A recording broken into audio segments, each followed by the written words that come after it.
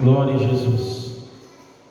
Talvez vocês já ouviram falar que o Senhor Jesus, Ele deu como sinal, quando pediram a Ele um sinal, Ele deu como sinal o profeta Jonas. Mas por que o Senhor deu o profeta Jonas como sinal? O que significa isso? É o que nós vamos ver nessa mensagem. Os irmãos que estão aqui na igreja, os irmãos que estarão acompanhando essa gravação, esse vídeo, nós vamos ler em São Mateus capítulo 12 e o verso 38, e vamos entender por que o Senhor Jesus citou o profeta Jonas como um sinal. Quem achou o texto sagrado diz amém, Jesus. São Mateus capítulo 12, verso 38 ao 41. Então alguns escribas e fariseus disseram a Jesus: Mestre, queremos ver algum sinal feito pelo Senhor. Mas ele respondeu: uma geração perversa e adúltera pede um sinal, mas nenhum sinal lhe será dado, senão o do profeta Jonas. Porque assim como Jonas esteve 3 dias e 3 noites no ventre do grande peixe, assim o Filho do Homem estará 3 dias e 3 noites no coração da terra. Ninivitas se levantarão no juízo com esta geração e a condenarão, porque se arrependeram com a pregação de Jonas. E aqui está quem é maior do que Jonas. Amém? Podem se assentar, irmãos, e louva e glorifica ao Senhor nosso Deus. Glória a Jesus. Irmãos, nós estamos aqui diante de um texto onde os escribas e fariseus pediram ao Senhor Jesus que fizesse e que mostrasse a eles algum sinal. Irmãos, eu creio que talvez aqueles escribas e fariseus já tivessem visto algum sinal, algum milagre que o Senhor Jesus tivesse realizado como um sinal, porque a Bíblia nos relata vários sinais, vários prodígios, milagres que Cristo fez para justamente provar para a humanidade que Ele é Deus, e que Ele tem o poder sobre a vida e sobre a morte. Até morto Ele ressuscitou para provar que Ele tem poder sobre a vida e sobre a morte, e que Ele é Deus, e que Ele veio para salvar a humanidade.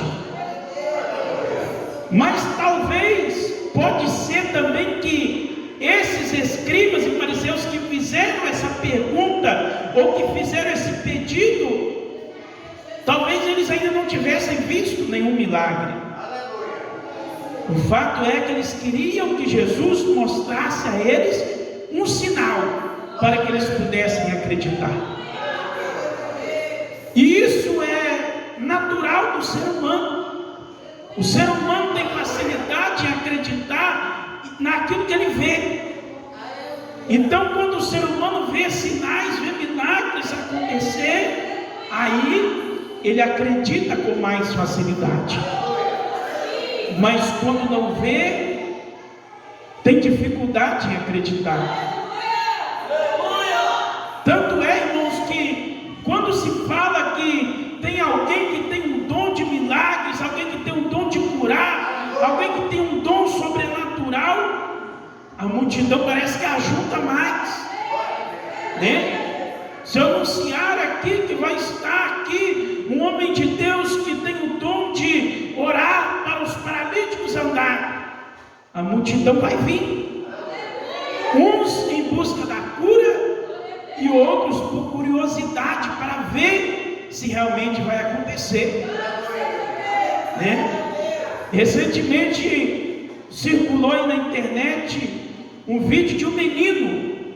Ele não era na igreja, não, era na casa dele mesmo. Diz que as pessoas iam lá e ele curava as pessoas. Irmãos, a família daquele menino teve que se mudar da onde morava. Tamanha multidão que estava aglomerando ao redor da casa daquele menino, acreditando que o menino curava. Não sei se curava mesmo, mas eu quero que os irmãos entendam que nós, seres humanos, temos essa tendência a ir em busca de sinais. E é isso que os fariseus e os escribas estavam exigindo de Jesus. E ainda hoje, irmãos, as pessoas exigem dos pregadores, dos obreiros, dos pastores, que haja sinais. Há uma cobrança para que o pregador faça sinais, faça milagres, entregue revelações, entregue profecias. Irmãos, uma coisa que nós precisamos entender é que os dons de Deus não dependem da nossa vontade. Os dons de Deus, Ele dá segundo a sua vontade. Não somos nós que escolhemos qual o dom que nós queremos, mas quem escolhe o dom que vai dar é o Senhor. Mas as pessoas têm essa tendência a ter essa cobrança, essa exigência. Não, se não está acontecendo milagre, é porque há um pecado, porque há algo de errado. Era mesmo o pensamento que os escribas e fariseus tinham. Não, se esse homem diz que é o Cristo, então ele tem que fazer sinais. Se ele não fizer, ele não é o Cristo. Era a cobrança que eles tinham em cima de Jesus. Mas Jesus, conhecendo o coração deles, conhecendo que aquela geração de judeus estava o rejeitando como Cristo, Jesus então disse para eles: uma geração incrédula e adúltera pede um sinal, não se pode dar outro sinal a não ser o do profeta Jonas. Primeira coisa que nós precisamos entender, irmãos, que quando Jesus fala uma geração adúltera, provavelmente ele estava se referindo no sentido de prostituição, de adultério, no sentido espiritual. Porque a Bíblia, em vários textos do Antigo Testamento e do Novo, faz essa comparação do adultério com a idolatria. Porque o povo deixava de crer no Deus Todo-Poderoso, Criador dos céus e da terra, para crer em imagens feitas pela mão do homem. O Senhor tinha isso como um adultério, uma prostituição espiritual.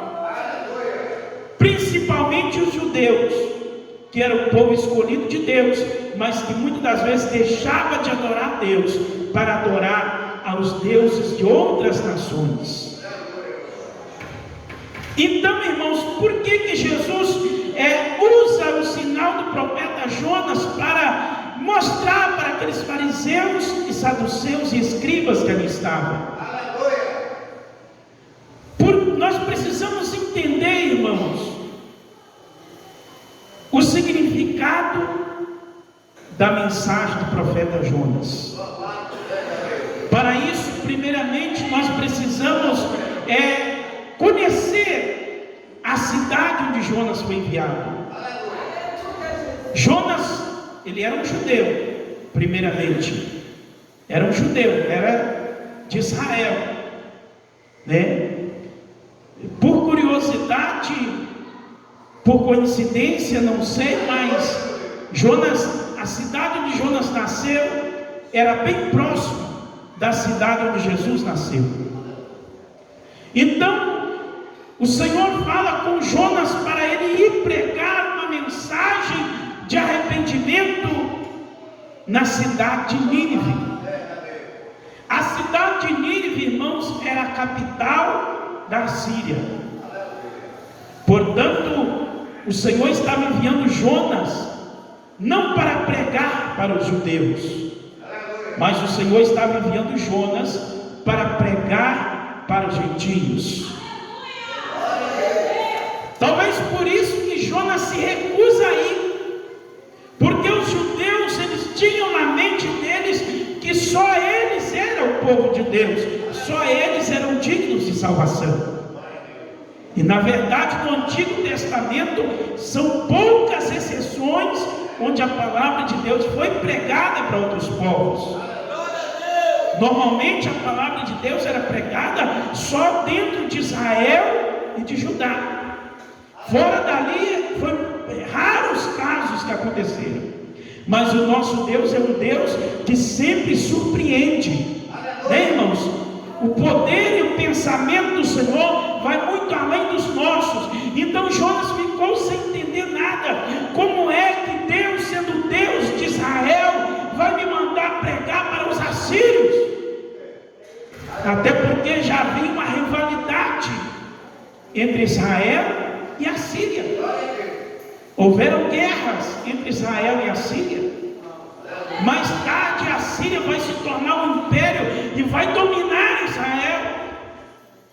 Então existia uma disputa de poder entre Israel e a Síria. E o Senhor manda Jonas ir pregar justamente na capital da Síria. Oh, glória a Deus! Às vezes, irmãos, nós não entendemos o trabalhar de Deus. Às vezes eu posso estar falando com pessoas nesse momento que o Senhor está te mandando ir num lugar e você não sabe como que você vai chegar naquele lugar. Mas se é o Senhor que está mandando, vai, porque Ele é contigo. Jonas, não é que Jonas estava com medo de ir. O fato é que Jonas não queria que o povo assírio fosse salvo. O fato é que Jonas não queria que os ninivitas fossem salvos.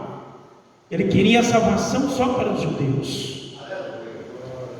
Mas o Senhor, irmãos, quando Ele manda, não há como fugir da presença dEle. Talvez Jonas pensasse que fugindo da sua cidade, fugindo da sua nação, indo para Tarsis, o Senhor talvez não iria contemplá-lo lá. Mas os olhos do Senhor são como chamas de fogo que contemplam os quatro cantos dessa terra. Aleluia! Como dizia o salmista, se eu descer lá nas profundezas do mar, os olhos do Senhor estão me contemplando. Se eu subir na mais alta montanha, também os olhos do Senhor estão contemplando. Se eu entrar dentro de uma caverna, também lá o Senhor está me contemplando. Então, irmãos, o Senhor estava contemplando Jonas. O Senhor estava sondando os pensamentos de Jonas, que estava arquitetando um plano para fugir da presença de Deus. Mas ninguém foge da presença de Deus. Então Jonas pega o navio, ao invés de ir para Nínive, vai para Tarsis. Mas o Senhor permite uma grande tempestade, de modo que as pessoas, os tripulantes daquela embarcação, ficaram sem saber o que fazer. Mas o Senhor direcionou tudo, irmãos. O Senhor direcionou tudo, até que chegou um ponto que eles desconfiaram que poderia ser culpa de Jonas. E Jonas também reconhece que era culpa dele, aquela tempestade. Aleluia! Até que lançaram sorte, fizeram um sorteio e caiu justamente em Jonas. Então Jonas aceitou que eles o jogassem para fora daquela embarcação. E diz a palavra do Senhor que quando Jonas é jogado, a tempestade se acalma, porque era o nosso Deus que estava agindo ali.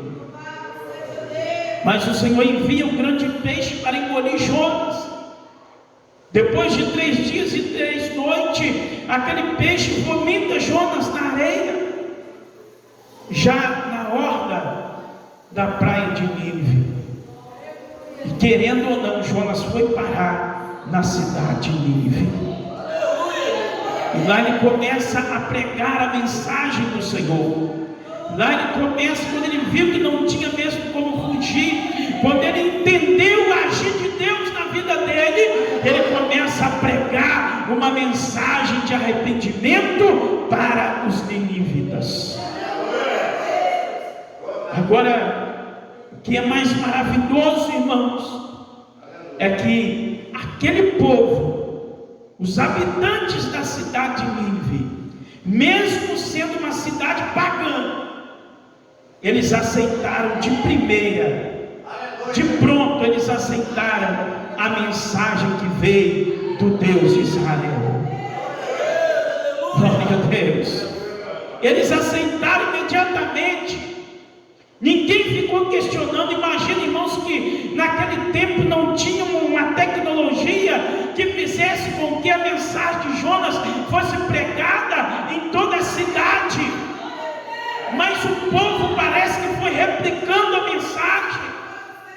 Parece que alguém ouviu aqui a mensagem, passou para frente, foi passando, e rapidamente a cidade de Nínive, aquele povo já sabia daquela pregação, daquele recado que vem de Deus para o povo de Nínive.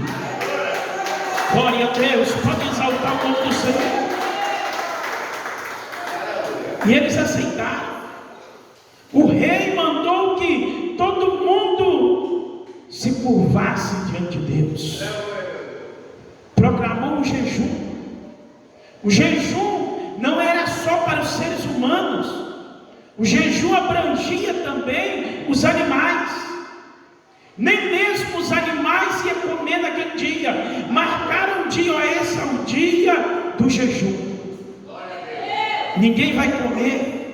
Ninguém vai tratar dos animais nesse dia. Os animais também vão ter que jejuar. Os seres humanos terão que jejuar.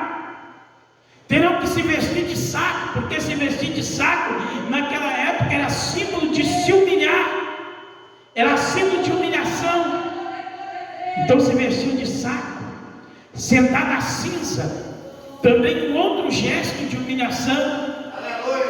E o povo aderiu àquela chamada, o povo aderiu àquela convocação, e todo mundo entrou em jejum, vestiu-se de saco, sentou-se na cinza e se humilhou diante do Deus de Israel.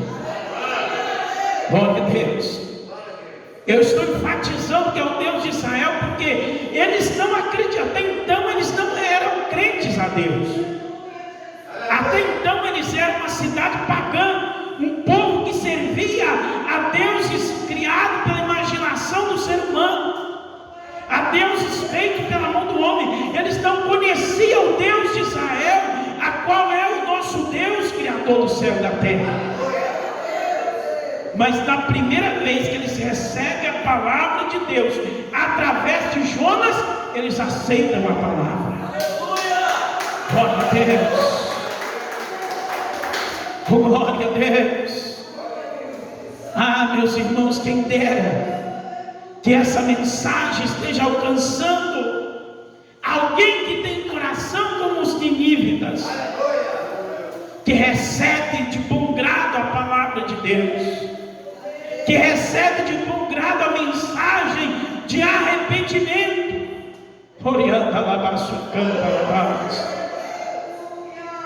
E quando eles aceitam, irmãos, quando eles se humilham, o Senhor manda novamente a mensagem. Porque a mensagem inicial é que se eles não se arrependessem, não se convertessem, o Senhor iria destruir aquela cidade. Mas agora o Senhor já manda uma outra mensagem. Já que vocês se arrependeram, já que vocês se converteram, já que vocês se humilharam na minha presença, eu não destruirei mais a cidade. Porque é como o Senhor falou com o profeta Jeremias: toda vez que eu falar que irei fazer um mal contra uma cidade, por causa do seu pecado, da sua iniquidade, e o povo dessa cidade se arrepender e se humilhar, eu mudarei a sentença, e não farei mais o mal que haviam tentado fazer contra este povo. Foi isso que aconteceu com os ninivitas. O Senhor mandou um recado, mas quando eles recebem a mensagem, o Senhor já não mais ia fazer aquele mal. É claro que o nosso Deus sabia que eles iam se arrepender, porque Ele é onisciente, Ele sabe de todas as coisas, né? Por isso que o Senhor fez de tudo para que Jonas fosse lá, mesmo Jonas tentando fugir, mas o Senhor fez com que ele chegasse lá, porque o Senhor sabia que tinha muitas almas para ser salvas ali. Glória a Deus. Se o Senhor está te mandando, é porque Ele sabe que tem almas para ser salva também, onde Ele está te mandando. Aleluia. Não tente fugir da presença de Deus, não tente fugir, porque onde o Senhor está te mandando ir, Ele vai fazer com que você chegue lá. Glória a Deus. E então, irmãos, ao invés de Jonas se alegrar, porque a sua mensagem foi recebida, Jonas fez o contrário. Porque normalmente, irmãos, a gente que prega a palavra de Deus, a gente fica feliz quando a mensagem é aceita. Não é assim? Quando a gente prega e a pessoa recebe a mensagem que a gente entregou, a tendência é a gente se alegrar, né? Porque a mensagem foi recebida. Quando você prega e alguém, pelo menos uma pessoa, se converte e aceita Jesus, você fica alegre. Oh, que maravilha! A mensagem foi aceita. O Senhor trabalhou nesse coração e essa pessoa se converteu. Uma alma se rendeu aos pés de Cristo. E Jonas tinha ganhado milhares de almas. E em vez de se alegrar, ele ficou triste, ficou amargurado, porque ele queria mesmo a condenação daquele povo. Ele não queria a salvação daquele povo. Então ele ficou, eu diria que talvez até em depressão. E ele questionou com Deus: Senhor, é por isso que eu não queria vir, porque eu sabia que se esse povo recebesse a mensagem, o Senhor não iria destruí-los. Irmãos, vocês sabiam que também existem pessoas nos dias de hoje que só quer ver a destruição do seu próximo? Tem pessoas que só quer ver a destruição, só quer ver o mal do seu próximo. Ele não deseja o bem, não deseja a salvação do seu próximo. Assim era Jonas. Ele não queria o bem do povo de Nínive, ele não queria que aquele povo fosse salvo, ele queria que o povo fosse condenado mesmo. Então ele começa a questionar: Senhor, é por isso que eu não queria vir. Eu sabia que o Senhor ia perdoar eles, eu sabia que o Senhor ia ter compaixão deles. Aleluias. Então Jonas senta ali no sol amargurado, triste. Aí o Senhor permite nascer uma planta, uma aboboreira, né? Uma rama de abóbora. O Senhor permite nascer e sobe. Talvez tinha uma cerca, não sei, tinha alguma coisa ali, de maneira que fez uma sombra para Jonas. E Jonas ficou ali debaixo daquela sombra. Ficou ali pensativo, triste, porque o povo tinha sido salvo. Aí o Senhor, no dia seguinte, permite que vá um inseto ali, talvez uma formiga, e corta a raiz, a cepa daquela aboboreira. Imediatamente aquela planta se secou e morreu. Aí Jonas ficou mais aflito ainda, Jonas ficou mais triste ainda, porque aquela planta havia morrido. Aleluias. Aí que o Senhor pega Jonas.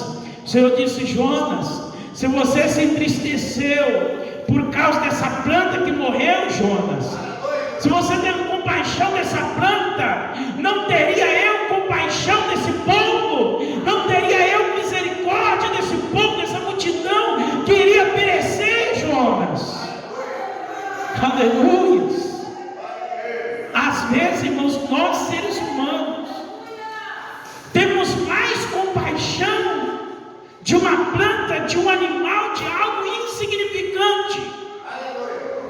e não temos compaixão do nosso semelhante, não temos compaixão do ser humano igual a nós que está perecendo.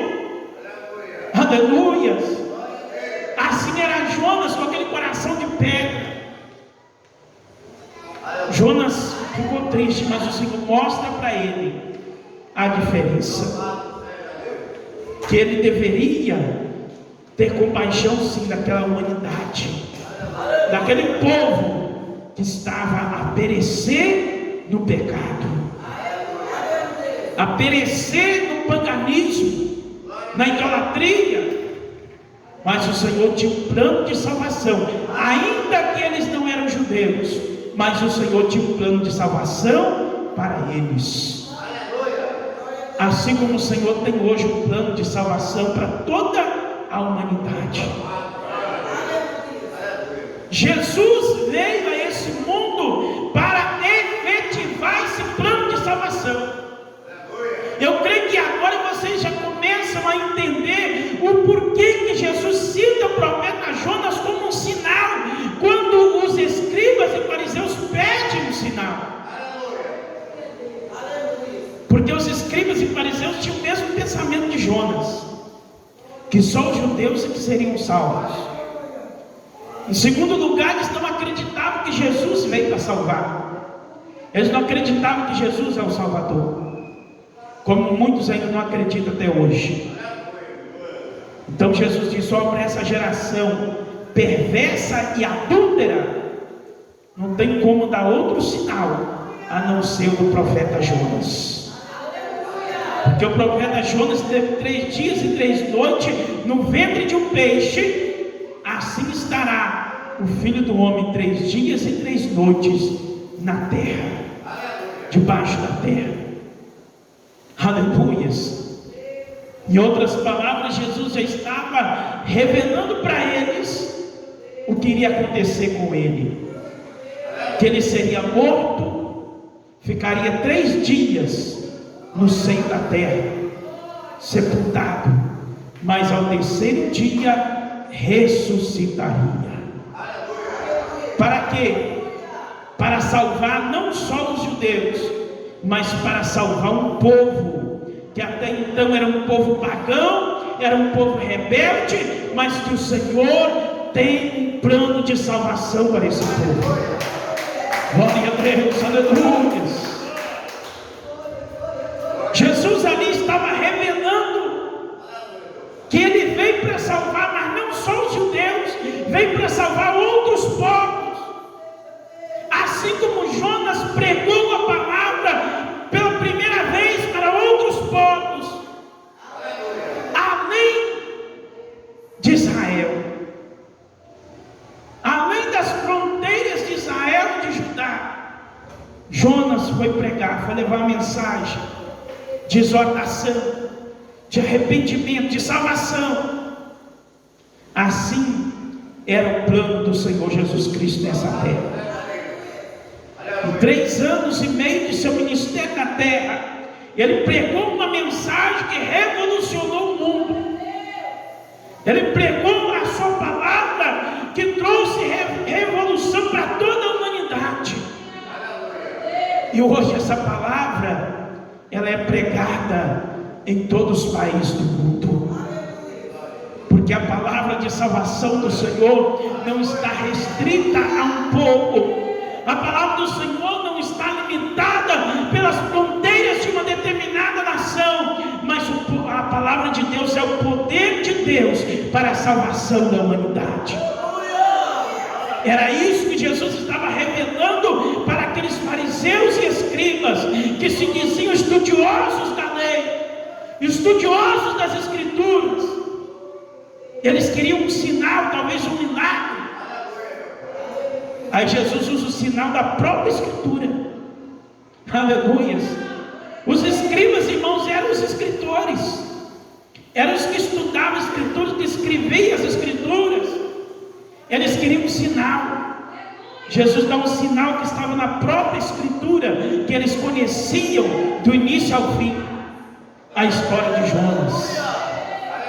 Jesus revela a sua palavra, o seu mistério, através através da própria Escritura Sagrada que conta a história de Jonas. Quem está entendendo, diga glória a Deus.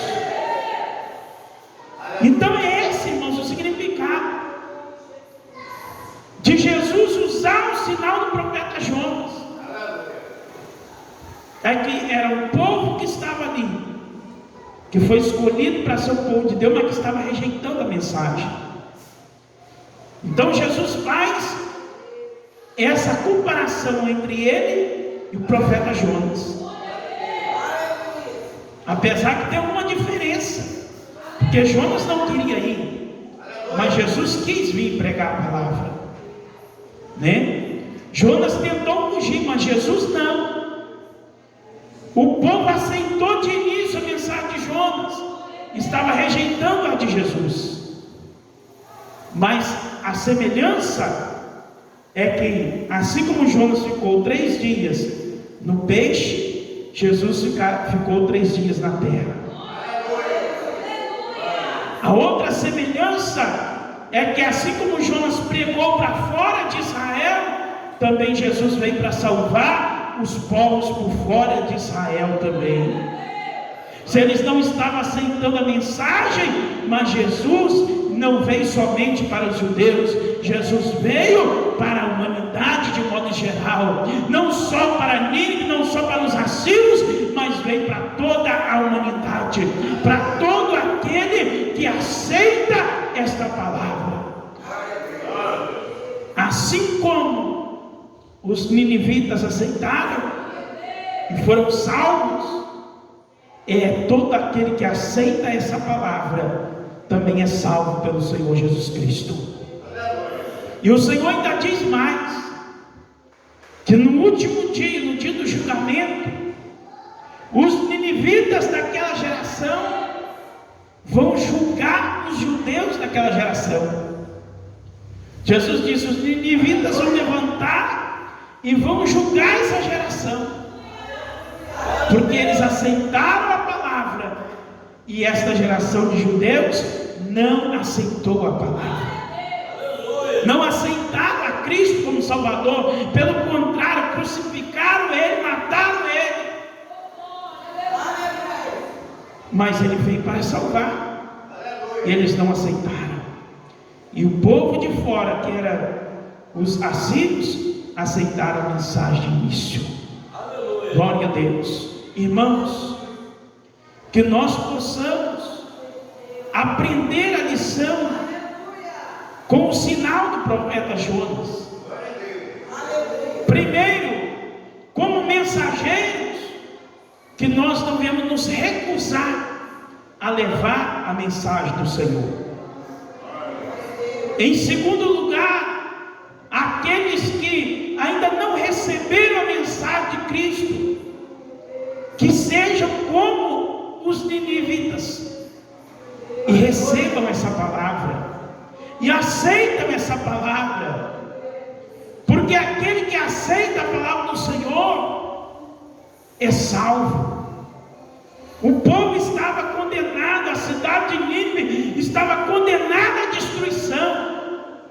O povo que morresse naquela destruição também não seria salvo. Mas no momento que eles recebem a palavra, que eles aceitam o Senhor, eles são salvos, porque aceitaram a mensagem do Senhor nosso Deus. Oh, glória a Deus! Aqui nessa igreja, quem estiver ouvindo essa mensagem, as pessoas que irão ouvir através desse vídeo, que possam também receber a mensagem de Cristo, que possam receber a mensagem do Senhor, se humilhar diante do Senhor, reconhecer o seu pecado, a sua iniquidade, se arrepender dos seus pecados, aleluias, para que naquele grande dia possam estar preparados para encontrar com o Senhor. Naquele julgamento, aleluias, sejam julgados dignos de entrar na cidade santa, aleluias. Palmas que louvam, exaltam ao Senhor Jesus Cristo. Glorifique e exalta o nome do Senhor. Você que ainda não tomou essa decisão de aceitar a Cristo, de aceitar a palavra de salvação, tome hoje, tome agora essa decisão com o Senhor Jesus Cristo. Nós vamos fazer agora uma oração, aleluias. Nós vamos fazer agora uma oração ao Senhor nosso Deus. Vamos clamar ao Senhor nosso Deus, aleluias. E se você ainda não entregou a sua vida a Cristo, entregue, aleluias. Porque grandes coisas o Senhor tem a fazer na vida daquele que se humilha, na vida daquele que se arrepende dos seus pecados, aleluias. Louvado seja o nome do Senhor. Feche os seus olhos agora, liga o seu pensamento agora no céu, glória a Deus. Começa a glorificar o nome do Senhor, começa a glorificar o nome do Senhor, começa a dar glória, glória, glória, glória, glória a Deus. Glória, glória, glória, glória, glória, glória, glória, glória, glória, glória, glória a Deus. Oh Deus querido, Deus amado, Deus de poder, Deus bendito e santo, nós clamamos agora ao Senhor, meu Pai, pelo grande livramento do Senhor, que o Senhor tenha misericórdia, compaixão dessa alma que está perdida, pelo pecado, pela iniquidade. Meu Deus, essa alma que está condenada ao inferno, que está condenada à destruição, como estava o povo da cidade de Nínive e o povo do país da Síria. Mas quando eles recebem a mensagem do Senhor, quando eles recebem a palavra do Senhor, o Senhor muda a situação deles, o Senhor muda a sentença deles. Alabás, e canta, alabás, e canta, alabás. Eu creio, meu Deus, eu creio, Senhor, que o Senhor também muda a sentença desse irmão, dessa irmã, que se humilha diante do Senhor, que se arrepende dos seus pecados, que se arrepende das suas transgressões e toma uma decisão com o Senhor, meu Deus. Oh meu Pai, tenha misericórdia, tenha compaixão, meu Deus, também da nossa família, do nosso lar, meu Pai. Faz uma grande obra de salvação, faz uma grande obra de transformação de vidas, transformação de almas, em nome do Senhor Jesus Cristo. Joga por terra todo impedimento, joga por terra toda cilada de Satanás, joga por terra os obstáculos, joga por terra as enfermidades, joga por terra as obras de Satanás. Oh meu Deus, essa obra que foi preparada para destruir essa vida, para destruir essa família, meu Deus, vai jogando por terra agora, Senhor. Repreenda, repreenda, repreenda, repreenda. Repreenda essa obra do diabo, repreenda essa obra maligna, faça desaparecer essa enfermidade, faça desaparecer esse tumor canceroso, faça desaparecer essa tuberculose, faça desaparecer essa dor de cabeça. Onde está essa enfermidade escondida? Onde está essa seta de Satanás? Meu Deus, joga por terra. Queima, Jesus, queima, queima, queima. Manda fogo dos altos céus agora, queimando essa obra do diabo, queimando essa obra maligna, queimando essa enfermidade. Meu Deus, queima, Jesus, queima, Jesus, queima, queima, Jesus, queima, queima, queima, queima, queima, queima, queima, queima.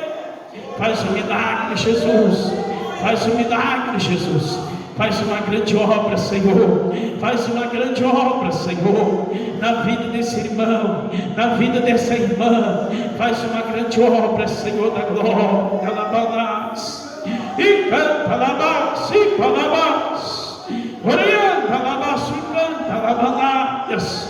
Meu Deus, toma em tuas mãos, ó Pai. Nós agradecemos por tudo. Te agradecemos por essa campanha que nós terminamos. Meu Deus, te agradecemos pela oportunidade de estar na presença do Senhor. Te agradecemos pela nossa vida. Te agradecemos por ter tido a oportunidade de ouvir a palavra do Senhor e se converter ao Senhor e ter, ó Deus, o perdão do Senhor e a salvação do Senhor garantida na nossa vida. Santo é o Senhor dos exércitos. Glorificado e exaltado é o teu nome. Glorificado e exaltado é o teu nome. Meu Deus, eu quero servir ao Senhor com toda a sinceridade do meu coração, não por causa dos sinais, não por causa do milagre, mas quero servir ao Senhor de coração, com amor, meu Deus, com amor, ser grato ao Senhor por tudo, ser grato ao Senhor por tudo, meu Deus. Ó Senhor, faça que os irmãos, as irmãs possam entender também que nós temos a necessidade de servir ao Senhor de coração, de corpo, alma e espírito, mas não por interesse, não apenas a troco de alguma coisa, mas com nossa livre, espontânea vontade, servir ao Senhor com amor, com sinceridade. Ó meu Deus, ó meu Pai, que onde chegar essa mensagem, meu Deus, que vidas sejam tocadas, sejam impactadas e movidas pelo Espírito Santo, e que almas sejam salvas pelo Senhor, meu Deus. Oh Deus querido, Deus amado, Deus de poder, fica conosco para sempre, segura em nossas mãos, meu Deus, nos direciona por onde o Senhor nos mandar, por onde o Senhor quiser que vamos, que o Senhor possa nos direcionar, meu Deus, que seja feita a vontade do Senhor na nossa vida, em nome do Senhor Jesus Cristo, que a nossa vida seja útil para o Senhor, útil na obra do Senhor, meu Deus, em nome de Jesus Cristo. Fica conosco para sempre, ó Pai, fica conosco para sempre, meu Deus. Essa é a nossa oração nessa noite, em nome de Jesus Cristo. Amém e amém, Senhor Jesus. Louvado seja Deus.